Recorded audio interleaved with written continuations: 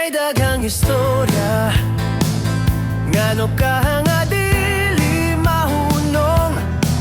Ang uban malipay sa chismis, apan kalimot sa pag-ampo sa Ginoo.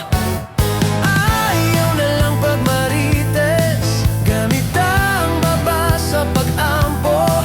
Isulti ang mayong balita, kay maora ka na'y makaluwas sa tawo.